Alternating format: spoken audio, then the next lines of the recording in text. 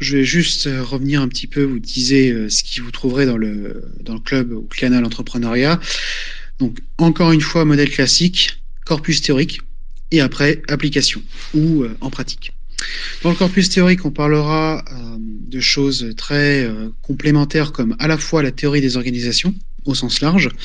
Vous expliquez qu'une entreprise est un organisme vivant et ouvert sur le monde. Vous parlez par exemple de l'époque archaïque, de la nouvelle école des ressources humaines ou encore des structures plates, des structures pyramidales. C'est vraiment au sens large et vaste du terme. C'est vous expliquez comment fonctionne une organisation, une entreprise. Deuxième cours, on parlera de droit des affaires. Encore une fois, c'est quelque chose qui sera objectif, parce que un cours de droit des affaires quand vous êtes en droit, c'est un truc qui fait 150 pages et personne, ni même moi, n'avait envie de lire ça du matin jusqu'au soir.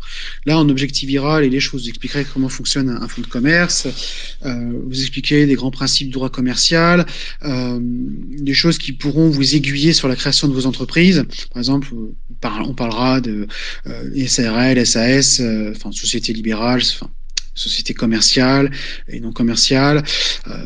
On parlera vraiment de choses, je dirais, factuelles. L'idée aussi, c'est on ira sur des points plus spécifiques en fonction des demandes des uns et des autres. Troisième cours, on parlera de gestion d'entreprise. Voilà, ça sera un petit peu la catégorie, je dirais, fourre-tout, dans le sens où je vois pas, j'ai pas une trame de fond. Je vois pas mal de petites choses à dire. C'est à chaque fois des petits détails, mais un petit détail plus un petit détail, ça fait beaucoup de choses. Enfin, dernier point, on parlera de diagnostic stratégique. C'est une discipline qui est très proche du marketing, mais qui s'en diffère dans le sens où ça permet de positionner une entreprise par rapport à une autre, comprendre son business model, comprendre ses évolutions, d'essayer de se mettre à la place du gérant et de voir ce que le comité de direction essaie de faire. Je pourrais aussi l'inclure dans le cours de marché financier, mais je me dis que bon, déjà, on a de quoi s'occuper.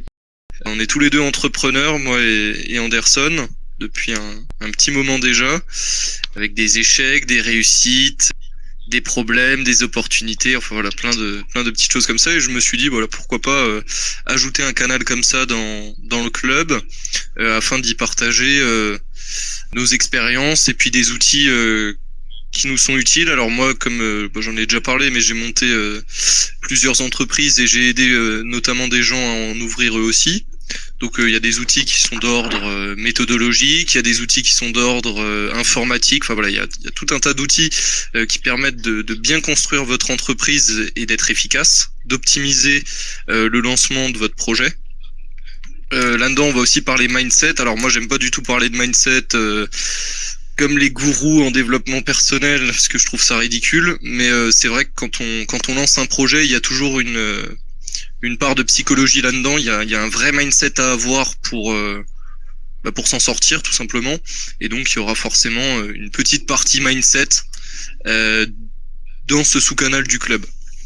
Voilà, alors ça ira de l'importance de choisir ses associés, l'alternance entre l'action et la planification, enfin voilà, plein de petites choses comme ça, et beaucoup d'outils informatiques qui m'ont fait gagner énormément de temps. Ce qu'il faut savoir, c'est que moi j'ai créé des structures qui sont classiques.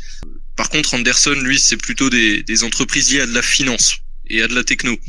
Donc je pense qu'on sera très complémentaires là-dessus et que ça va beaucoup vous intéresser. Donc voilà, c'est un canal qui sera co-animé par moi et Anderson.